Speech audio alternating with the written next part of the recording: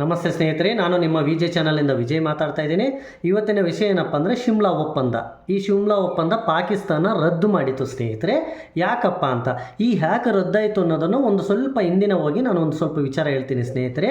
ನೋಡಿ ಸ್ನೇಹಿತರೆ, ಇದೇ ತಿಂಗಳು ಅಂದರೆ ಏಪ್ರಿಲ್ 22ರಂದು ಈ ಒಂದು ಜಮ್ಮು ಕಾಶ್ಮೀರದ ಪಹಲ್ಗಾಮ್ ಮೇಲೆ ಕೆಲವು ಉಗ್ರರು ನಮ್ಮ ಒಂದು ನಾಗರಿಕರ ಮೇಲೆ ಅಂದರೆ ಪ್ರವಾಸಿಗರ ಮೇಲೆ ಅಟ್ಯಾಕ್ ಮಾಡಿ ಸುಮಾರು 26 ಭಾರತೀಯ ಹಿಂದೂಗಳನ್ನು ಹತ್ಯೆ ಮಾಡಿದ್ದಾರೆ ಸ್ನೇಹಿತರೆ. ನೀನು ಹಿಂದೂನಾ ಅಂತ ಕೇಳಿ ಹತ್ಯೆ ಮಾಡಿದ್ದಾರೆ. ಅಂತಹ ಉಗ್ರರು ಸುಮಾರು 26 ಜನರನ್ನು ಶೂಟ್ ಮಾಡಿ, ಅಂದರೆ ತಲೆಗೆ ಈ ಒಂದು ಇಲ್ಲಿ ಪಾಯಿಂಟ್ ಗನ್ ಇಟ್ಟು ಶೂಟ್ ಮಾಡಿದ್ದಾರೆ ಸ್ನೇಹಿತರೆ.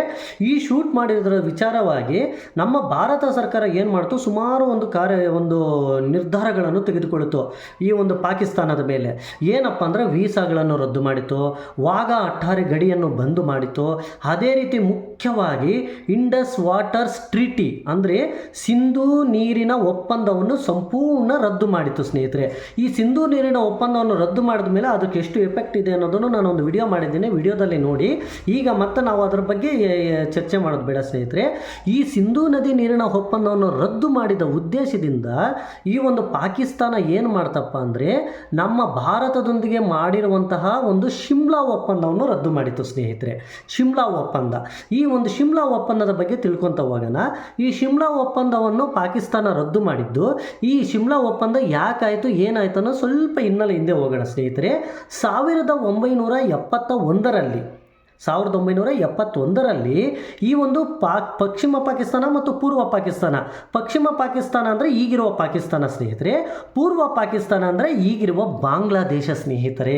ಈ ಒಂದು ಪಶ್ಚಿಮ ಪಾಕಿಸ್ತಾನದವ್ರು ಏನು ಮಾಡಿದ್ರು, ಏಕಾಏಕಿ ಪೂರ್ವ ಪಾಕಿಸ್ತಾನದ ಮೇಲೆ ಅಟ್ಯಾಕ್ ಮಾಡಿ ಈ ಒಂದು ಹೆಂಗಾದರೂ ಮಾಡಿ ಪೂರ್ವ ಪಾಕಿಸ್ತಾನವನ್ನು ನಾವು ವಶಪಡಿಸ್ಕೋಬೇಕು ಅಂತ ಒಂದು ಬಾಂಗ್ಲಾದೇಶದ ಮೇಲೆ ಅಟ್ಯಾಕ್ ಮಾಡಿದ್ರು ಸ್ನೇಹಿತರೆ. ಯಾವಾಗ ಅಟ್ಯಾಕ್ ಮಾಡಿದ್ರು, ಆ ಒಂದು ಅಟ್ಯಾಕನ್ನು ರಕ್ಷಣೆ ಮಾಡೋ ಸಲುವಾಗಿ ನಮ್ಮ ಭಾರತ ಅಂದಿನ ಪ್ರಧಾನಮಂತ್ರಿ ಶ್ರೀಮತಿ ಇಂದಿರಾ ಗಾಂಧಿಯವರು ನಮ್ಮ ಒಂದು ಪೂರ್ವ ಪಾಕಿಸ್ತಾನದ ಸಪೋರ್ಟಿವ್ ಆಗಿ ಯುದ್ಧ ಮಾಡಿತು. ಯಾವುದ್ರ ಮೇಲೆ ಅಂದರೆ ಪಶ್ಚಿಮ ಪಾಕಿಸ್ತಾನದ ಮೇಲೆ ಯುದ್ಧ ಮಾಡಿತು ಸ್ನೇಹಿತರೆ. ಯುದ್ಧ ಮಾಡಿದ ಮೇಲೆ ಸುಮಾರು ನಮ್ಮ ಒಂದು ಭಾರತದ ಮೇಲುಗೈ ಇತ್ತು ಯುದ್ಧದಲ್ಲಿ ಸ್ನೇಹಿತರೆ. ಸುಮಾರು 90,000ದಿಂದ 1.5 ಲಕ್ಷ ಸೈನಿಕರು ನಮ್ಮ ಒಂದು ಭಾರತದ ಒಂದು ತೆಕ್ಕೆಗೆ ಬಂದ್ಬಿಟ್ರು. ಸಂಪೂರ್ಣ ಪಶ್ಚಿಮ ಪಾಕಿಸ್ತಾನ ಅಂದರೆ ಈಗಿರುವ ಪಾಕಿಸ್ತಾನ ಸೋತು ಸುಣ್ಣ ಆಯಿತು ಸ್ನೇಹಿತರೆ. ಎಂದು ಸೋತು ಸುಣ್ಣ ಆಯಿತು, ಅವತ್ತು ಮತ್ತೆ ಏನು ಮಾಡ್ತಾರಪ್ಪ ಅಂದರೆ ಸುಮಾರು ಪ್ರದೇಶಗಳನ್ನು ನಮ್ಮ ಭಾರತ ವಶಪಡಿಸ್ಕೊಂಡಿತು, ಮತ್ತು ಸೈನಿಕರನ್ನು ವಶಪಡಿಸ್ಕೊಂಡಿತು. ಎಲ್ಲ ಇನ್ನೇನು ಮಿತಿ ಮೀರೋಯ್ತು, ಯುದ್ಧ ಒಂದು ಕೊನೆಗೊಳ್ಳುಬಿಡ್ತು ಅನ್ನೋ ಮಟ್ಟಿಗೆ ಬಂತು ಸ್ನೇಹಿತರೆ.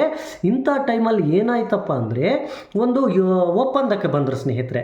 ಯಾರ್ಯಾರಪ್ಪ ಅಂದರೆ ಈ ಒಂದು ಪಶ್ಚಿಮ ಪಾಕಿಸ್ತಾನ ಮತ್ತು ಭಾರತ ಅಂದರೆ ಒಂದು ಈಗಿರುವ ಪಾಕಿಸ್ತಾನ ಮತ್ತು ಭಾರತ ಒಂದು ಒಪ್ಪಂದಕ್ಕೆ ಬಂತು. ಈ ಒಪ್ಪಂದ ಮೊದಲು ಈ ಯುದ್ಧ ಗೆದ್ದ ಮೇಲೇ ಸ್ನೇಹಿತರೆ ಈ ಒಂದು ಪೂರ್ವ ಪಾಕಿಸ್ತಾನ ಅನ್ನೋದು ಬಾಂಗ್ಲಾದೇಶ ಅನ್ನೋ ಹೆಸರಿನೊಂದಿಗೆ ಈ ಒಂದು ಉದಯವಾಯಿತು. ಇದೊಂದು ದೇಶವಾಗಿ ಉದಯವಾಯಿತು ಸ್ನೇಹಿತರೆ. ಮತ್ತೆ ಈ ಒಂದು ದೇಶವಾಯಿತು ಸ್ನೇಹಿತರೆ, ಸ್ವತಂತ್ರ ದೇಶವಾಯಿತು. ಅಲ್ಲಿವರೆಗೂ ಅದಕ್ಕೆ ಯಾವುದೇ ಸ್ವತಂತ್ರ ಇರಲಿಲ್ಲ. ಪಶ್ಚಿಮ ಪಾಕಿಸ್ತಾನ ತನ್ನ ಮೇಲೆ ಯಾವಾಗಲೂ ಆಕ್ರಮಣ ಮಾಡ್ತಾನೆ ಇತ್ತು. ಆವಾಗ ಶ್ರೀಮತಿ ಇಂದಿರಾ ಗಾಂಧಿಯವರು ಯುದ್ಧ ಮಾಡೋದ್ರ ಮುಖಾಂತರ ಆ ಒಂದು 1971ರಲ್ಲಿ ಈ ಒಂದು ಬಾಂಗ್ಲಾದೇಶ ಎಂಬ ಹೊಸ ಹೆಸರು ಬಂತು ಸ್ನೇಹಿತರೆ. ಆ ಒಂದು ಅಲ್ಲಿವರೆಗೂ ಪೂರ್ವ ಪಾಕಿಸ್ತಾನನೇ ಇತ್ತು ಸ್ನೇಹಿತರೆ. ಈ ಒಂದು ಒಪ್ಪಂದಕ್ಕೆ ಯಾರ್ಯಾರು ಸಹಿ ಹಾಕಿದ್ರಪ್ಪ ಅಂದರೆ ನಮ್ಮ ಭಾರತದ ಪ್ರಧಾನಮಂತ್ರಿ ಶ್ರೀಮತಿ ಇಂದಿರಾ ಗಾಂಧಿ, ದಿ ಗ್ರೇಟ್ ಇಂದಿರಾ ಗಾಂಧಿ, ಮತ್ತು ಪಾಕಿಸ್ತಾನದ ಪ್ರಧಾನಮಂತ್ರಿ ಜುಲ್ಫಿಕರ್ ಅಲಿ ಭುಟ್ಟೋ ಇವರಿಬ್ಬರು ಸೈನ್ ಮಾಡಿದ್ರು ಸ್ನೇಹಿತರೆ. ಎಲ್ಲಪ್ಪ ಅಂದರೆ ಹಿಮಾಚಲ ಪ್ರದೇಶದ ಶಿಮ್ಲಾ ರಾಜ್ಯದ ಒಂದು ಪ್ರದೇಶದಲ್ಲಿ ಸೈನ್ ಮಾಡಿದರು. ಯಾವಾಗ ಸೈನ್ ಮಾಡಿದ್ರು ಅಂದರೆ 1972 ಜುಲೈ 2ರಂದು ಸೈನ್ ಮಾಡಿದ್ರು ಸ್ನೇಹಿತರೆ. ಈ ಒಂದು ಸೈನ್ ಮಾಡೋದ್ರಿಂದ ಏನೇನೋ ಒಂದು ನಿಯಮಗಳು ತೆಗೆದುಕೊಂಡ್ರು. ಈ ಒಂದು ಸೈನ್ ಹಾಕುವುದರಿಂದ ಇದರಲ್ಲಿ ಒಂದು ಪ್ರಮುಖ ಅಂಶಗಳು ಏನೇನಪ್ಪ ಅಂದರೆ ದ್ವಿಪಕ್ಷೀಯ ಸಂಬಂಧಗಳು ಚೆನ್ನಾಗಿರಬೇಕು. ಭಾರತ ಮತ್ತು ಪಾಕಿಸ್ತಾನದ ನಡುವೆ, ಈಗಿರುವ ಪಾಕಿಸ್ತಾನದ ನಡುವೆ ದ್ವಿಪಕ್ಷೀಯ ಸಂಬಂಧಗಳು, ರಾಜಕಾರಣೀಯ ಸಂಬಂಧಗಳು, ಒಂದು ರಾಜತಾಂತ್ರಿಕ ಸಂಬಂಧಗಳು ಚೆನ್ನಾಗಿರಬೇಕು. ಇನ್ನೆಂದು ಯಾವುದೇ ರೀತಿಯ ಗಲಾಟೆಗಳು ಇಟ್ಕೋಬಾರ್ದು ಅನ್ನೋದೇ ಒಂದು ನಿಯಮ ಆಯಿತು ಸ್ನೇಹಿತರೆ. ಆ ಒಂದು ಒಪ್ಪಂದದಲ್ಲಿ ಅದು ಒಂದು ಅಂಶ ಇತ್ತು. ಮತ್ತು LOC ಬಗ್ಗೆ, ಲೈನ್ ಆಫ್ ಆಕ್ಚುಲಿ ಕಂಟ್ರೋಲ್ ಅಂತ ಐತೆ ನೋಡಿ ಸ್ನೇಹಿತರೆ. ಆ ಒಂದು ಲೈನ್ ಆಫ್ ಆಕ್ಚುಲಿ ಕಂಟ್ರೋಲ್ ಇದ್ರ ಬಗ್ಗೆನೂ ಒಂದು ಸ್ಪಷ್ಟ ಸಂದೇಶಕ್ಕೆ ಬಂದ್ಬಿಟ್ರು. ಈ ಲೈನ್ ಆಫ್ ಆ್ಯಕ್ಚುಲಿ ಕಂಟ್ರೋಲ್ ಅನ್ನೋದು ಒಂದು ಬಾರ್ಡರ್ ಇದ್ದಂಗೆ ಸ್ನೇಹಿತರೆ, ಇದು ಸಹ ಒಂದು ಸ್ಪಷ್ಟ ಸಂದೇಶವನ್ನೇ ಆಯಿತು ಸ್ನೇಹಿತರೆ. ಅದೇ ರೀತಿ ನಮ್ಮ ಭಾರತ ಈ ಒಂದು ಪಾಕಿಸ್ತಾನದ ಸುಮಾರು 90,000 ಸೈನಿಕರನ್ನು ಅರೆಸ್ಟ್ ಮಾಡಿದ್ರಲ್ವ, ಅರೆಸ್ಟ್ ಮಾಡಿರೋ ಎಲ್ಲ ಸೈನಿಕರನ್ನು ಬಿಡುಗಡೆ ಮಾಡುವುದು ಈ ಒಪ್ಪಂದದ ಮುಖಾಂತರ. ಪಾಕಿಸ್ತಾನದ ಎಲ್ಲ ಸೈನಿಕರನ್ನು ಬಿಡುಗಡೆ ಮಾಡುವುದು ಈ ಒಪ್ಪಂದದ ಪ್ರಮುಖ ಅಂಶವೂ ಸಹ ಆಗಿತ್ತು ಸ್ನೇಹಿತರೆ. ಮತ್ತು ಮುಖ್ಯವಾದ ಅಂಶ ಏನಂದರೆ ಸ್ನೇಹಿತರೆ, ಪಾಕಿಸ್ತಾನದ 13,000 ಎಕರೆ ಪ್ರದೇಶವನ್ನು ನಮ್ಮ ಒಂದು ಭಾರತ ವಶಪಡಿಸ್ಕೊಂಡು ಬಿಟ್ಟಿತ್ತು ಸ್ನೇಹಿತರೆ. ಆವಾಗ ಸುಮಾರು 13,000 ಎಕರೆ ಪ್ರದೇಶ, ಆ ಒಂದು 13,000 ಎಕರೆ ಪ್ರದೇಶವನ್ನು ಪಾಕಿಸ್ತಾನಕ್ಕೆ ರಿಟರ್ನ್ ಕೊಟ್ಬಿಟ್ರು ಸ್ನೇಹಿತರೆ ಈ ಒಪ್ಪಂದದ ಮುಖಾಂತರ. ಆದಾಗಿಯೂ ಕೆಲವು ಪ್ರದೇಶಗಳನ್ನು ನಮ್ಮ ಭಾರತಕ್ಕೆ ಉಳಿಸಿಕೊಂಡಿದ್ದಾರೆ ಅಂದಿನ ಪ್ರಧಾನಮಂತ್ರಿಗಳವರು. ಈ ರೀತಿ ಸುಮಾರು ಒಪ್ಪಂದಗಳನ್ನು ಮಾಡಿತ್ತು. ಮತ್ತು ಪಾಕಿಸ್ತಾನ ಮತ್ತು ಭಾರತದ ನಡುವೆ ಸಮನ್ವಯತೆ, ಸ್ನೇಹ, ಒಂದು ಒಳ್ಳೆಯ ರಾಜಕೀಯ ಒಂದು ಸಹ ಸಂಬಂಧಗಳು ಇರಬೇಕನ್ನೋದು ಸಹ ಈ ಒಂದು ಒಪ್ಪಂದದ ಮುಖ್ಯ ಅಂಶನೂ ಸಹ ಆಗಿತ್ತು ಸ್ನೇಹಿತರೆ. ಆದರೆ ಮುಖ್ಯವಾದ ಅಂಶ ಏನಪ್ಪ ಅಂದರೆ, ಸುಮಾರು 13,000 ಎಕರೆ ಪ್ರದೇಶವನ್ನು ಪಾಕಿಸ್ತಾನಕ್ಕೆ ವಾಪಸ್ ಕೊಟ್ಟವಲ್ಲ, ಅದು ಮುಖ್ಯವಾದ ಒಂದು ಅಂಶನೇ ಆಗಿತ್ತು. ಮತ್ತು ಇದರ ಜೊತೆಗೆ ಸುಮಾರು ಒಂದು ಕೆಲವು ಪ್ರದೇಶಗಳನ್ನು ಸಹ ನಮ್ಮ ಭಾರತ ವಶಪಡಿಸಿಕೊಂಡ ಪ್ರದೇಶಗಳನ್ನು ನಮ್ಮಲ್ಲಿಯೇ ಸಹ ಉಳಿಸಿಕೊಂಡಿತ್ತು ಸ್ನೇಹಿತರೆ. ಈ ರೀತಿ ಶಿಮ್ಲಾ ಒಪ್ಪಂದ ಆಯಿತು. ಈ ಶಿಮ್ಲಾ ಒಪ್ಪಂದ ಮಾಜಿ ಪ್ರಧಾನಿ ಇಂದಿರಾ ಗಾಂಧಿ ಮತ್ತು ಪಾಕಿಸ್ತಾನದ ಪ್ರಧಾನಿ ಅಧ್ಯಕ್ಷ ಜುಲ್ಫಿಕರ್ ಅಲಿ ಭುಟ್ಟೋ ಇವರಿಬ್ಬರ ನಡುವೆ ಜುಲೈ 2, 1972 ಹಿಮಾಚಲ ಪ್ರದೇಶದ ಶಿಮ್ಲಾದಲ್ಲಾಯಿತು. ಅಂದಿನಿಂದ ಇಂದಿವರೆಗೂ ಈ ಒಂದು ಶಿಮ್ಲಾ ಒಪ್ಪಂದನೇ ಇತ್ತು.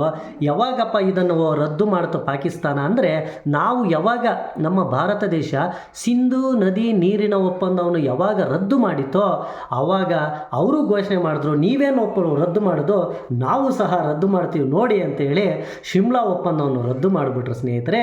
ಇದರಿಂದ ಭಾರತಕ್ಕೆ ಏನು ತೊಂದರೆ ಇರುವುದಿಲ್ಲ. ಈ ರೀತಿ ಶಿಮ್ಲಾ ಒಪ್ಪಂದವನ್ನು ರದ್ದು ಮಾಡಿದ್ರು. ಪಾಕಿಸ್ತಾನಕ್ಕೂ ತೊಂದರೆ ಇರುವುದಿಲ್ಲ ಸ್ನೇಹಿತರೆ.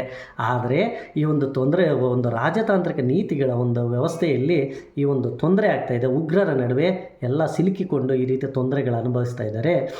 ಆದ್ದರಿಂದ ಈ ಒಂದು ಸಿಂಧೂ ನದಿ ನೀರಿನ ಒಪ್ಪಂದಕ್ಕೆ ವಿರುದ್ಧವಾಗಿ ಪಾಕಿಸ್ತಾನ ಈ ಒಂದು ಶಿಮ್ಲಾ ನದಿ ನೀರಿನ ಶಿಮ್ಲಾ ಒಪ್ಪಂದವನ್ನು ರದ್ದು ಮಾಡಿದೆ ಸ್ನೇಹಿತರೆ. ಇಷ್ಟೇ ನೋಡಿ ಶಿಮ್ಲಾ ಒಪ್ಪಂದ ಅಂದರೆ. ಈ ವಿಡಿಯೋ ಇಷ್ಟ ಆಗಿದ್ದರೆ ಲೈಕ್ ಮಾಡಿ, ಶೇರ್ ಮಾಡಿ, ಕಾಮೆಂಟ್ ಮಾಡಿ, ಹಾಗೂ ಸಬ್ಸ್ಕ್ರೈಬ್ ಮಾಡ್ಕೊಳ್ಳಿ ಸ್ನೇಹಿತರೆ.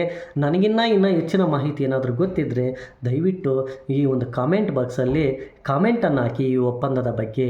ಥ್ಯಾಂಕ್ ಯು ಸ್ನೇಹಿತರೆ.